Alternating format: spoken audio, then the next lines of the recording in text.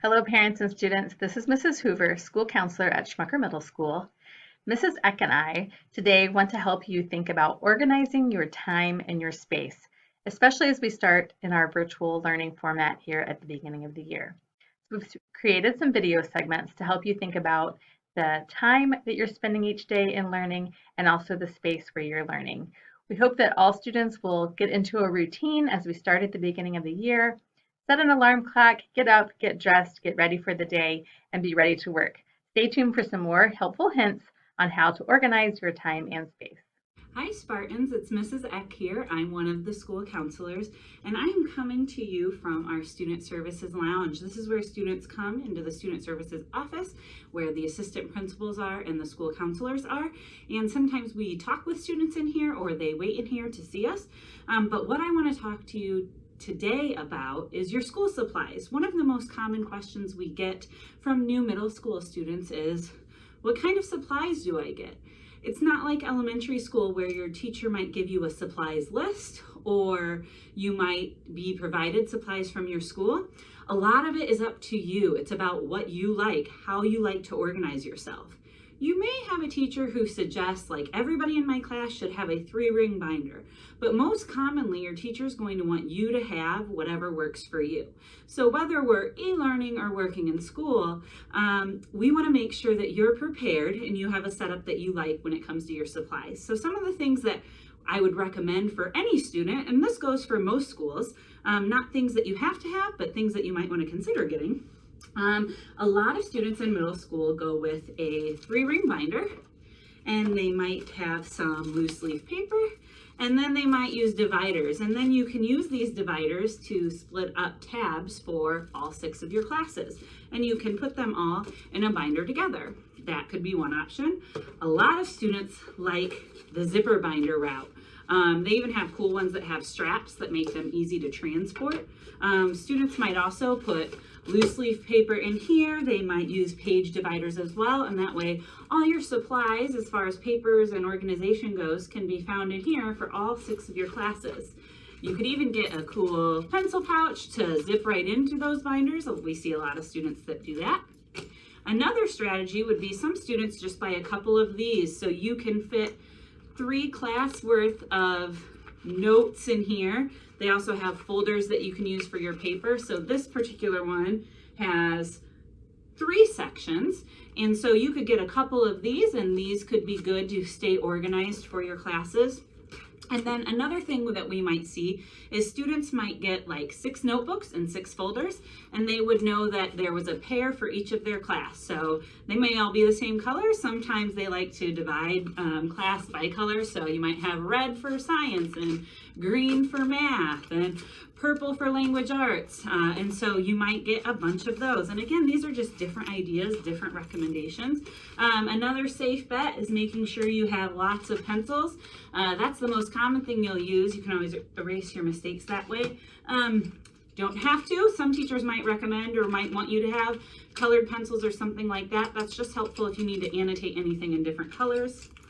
A lot of students use highlighters for different reasons here in middle school, so you might want to pick up a pack of those. Again, not required, but a teacher might encourage you to have them. So some students, when you're at home, if and when you get the choice to use a calculator, you might want to have one on hand, just in case you need to quickly calculate something. So those are just some different supply ideas, but just make sure whatever you decide to go with, it's something that feels comfortable to you, and it's something that you think that you can use consistently once the school year gets going. Have a great day. Let's talk about organizing your time and being ready for your classes each day. As I said earlier, I think it's important that you plan to get up at a normal time, get dressed, get some breakfast. Just like you were getting on a school bus or getting in the car to come to school, you need to be ready for your day before the day begins. So think about what time it's reasonable to get up and be ready in your workspace, as Mrs. Eck is talking to you about. And think about how you're going to know at all times what time it is, because you won't have a school bell or a teacher telling you that it's time to move to your next class. Sometimes you'll be logged on to a class for just a portion of an hour, and sometimes you might be logged on for a full hour. Either way, you are going to need to know what time it is so that you can log in to that next class when it's getting started. So think about either having a clock. I think this one was $1 at the Family Dollar store, that you can set an alarm for when time the next class would begin. You can do that hour by hour, or either on your Chromebook, you can get some kind of app, or on your phone on just the clock app on your phone. You can see here, I have an alarm set for advisory at 9:05, first hour at 9:30, 10:30, second hour, and these are going to go off every day, Monday, Tuesday, Wednesday, Thursday, Friday, to remind me that it's time to log in.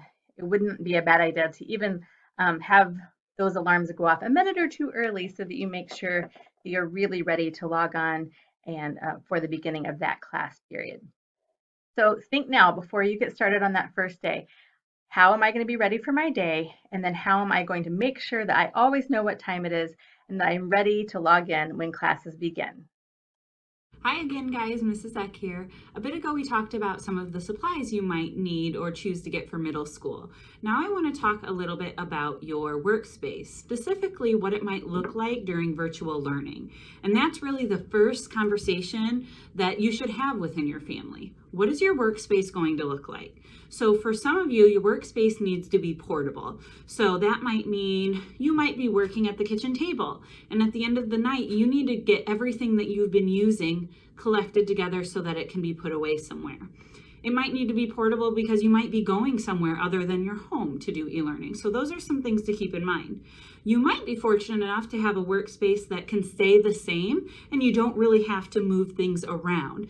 That's a really great thing to talk about at the very beginning of e-learning, to figure out before everything even starts what that's going to look like. If you have a permanent space, make it your own. Make it like you would make your locker if you were here at school. You could get some fun things to decorate your area. Make it a place that you want to be. If you need a space that's a little bit more portable, we have some ideas that we want to share with you guys.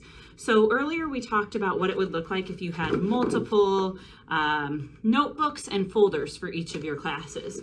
We want your organization to be consistent whether you're virtually learning or you're at school. So that same system could apply. I might have a notebook and folder for every single class. So I would want that at the table with me. I would want all of my supplies, my pencils, maybe my colored pencils. I don't know if I need scissors, but I might have them with me. So I would want that all here at the table with me. I would make sure I have my Chromebook with me in charge. So anything I might need, I would have it with me. One thing you could consider is if you have any spare buckets around your house or almost like plastic bins, that's a good way to stack everything at the end of the night. So you might have a bin, and this also works if you have multiple students. So if there are multiple kids in school in your house. So I might take all of my notebooks from that day, the school day is finally over, I'll pop them into my bucket. I might stack my Chromebook and my charger right on top, pop my colored pencils in, and even put this here. And then my sibling, who's also in school, might do the same. They might put all their supplies away, and then they can pop their bucket right on top, and then you can take these and store them away somewhere nice. Next day, you get them back out, and everyone can get their supplies out. Another thing you could do is if you have other filing systems at home, you could think about maybe you have one of these laying around. So you could think about possibly filing things away in a divider like this and then stacking them away. If you are somebody who is possibly leaving your house or going back and forth between places during virtual learning, you use one of your old backpacks if you don't have a new one, or if you want to get a new one if that's okay. So you can actually, you're going to use your backpack just like you normally would. Keep it nice and tidy, put your things in here, use your backpack to come and go where you want. Or earlier we talked about having a zipper binder. If it has a strap, you could also try and put all your supplies in here. So these are just things that you need to think ahead about. Have conversations in your home about what your workspace will look like, whether it needs to be portable or not, and then you guys will have a successful time in e-learning if you do that. Have a great day. Hello again, students. This is Mrs. Hoover. One more thing we want to talk to you about today is using your Google Drive and keeping your Google folders organized. When you first get your Chromebook this year, get it ready to go, you should create a folder called 2020-2021 School Year.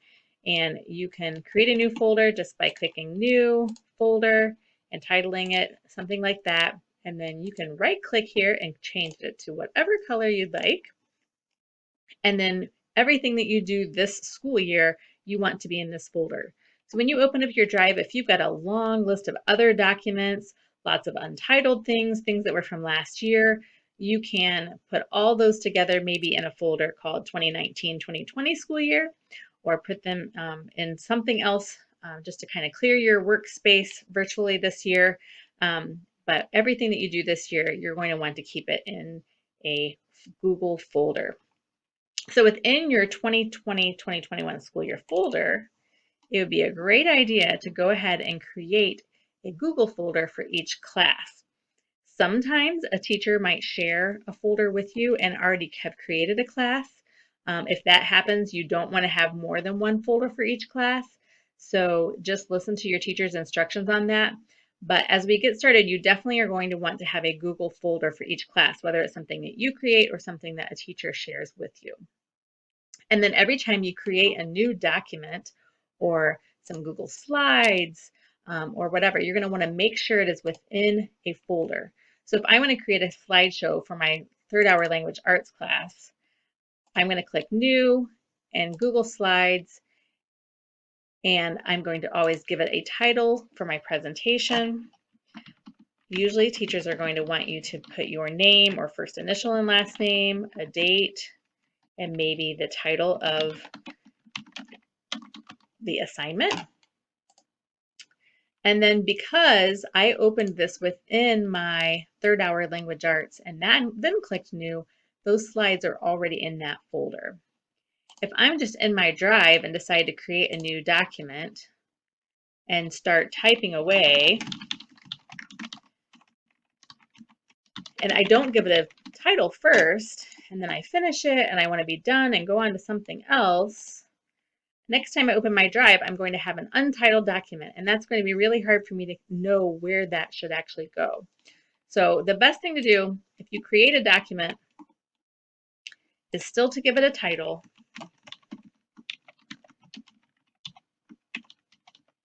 The teacher might want to tell you to give the period that you have for the class and then the date. Just listen to your teachers about how they want you to title your documents. If I have created my document and had not put it into a folder, when I first began, once I get it started, then I can click this button that says Move. It's in the big folder is my 2020-21 school year, and then my smaller folder is third hour language arts, and then I can move it there. So whether you start the document from that certain class period, or you start the document and then move it to the class period, either way works. But either way, when you first go into your drive, you do not want a list of untitled documents. Anytime you see an untitled document, you are going to want to open it, see if you can figure out what class it was for, and then give it a title and save it to a folder. So before your school year gets started, it's good to orient yourself with your drive, have some folders ready to go. Those can be changed if a teacher shares some different folders with you. Make everything color-coded if you would like to, and just be ready for using your Google Drive. If you ever have questions about how to use your drive, you're welcome to ask your school counselor, or you can ask the teacher that is assigning you the document, or we can point you towards some technology help if we feel that you need that. But enjoy the school year, enjoy getting started. Mrs. Eck and I look forward to supporting you and helping you be the best learners you can be and the best version of yourself.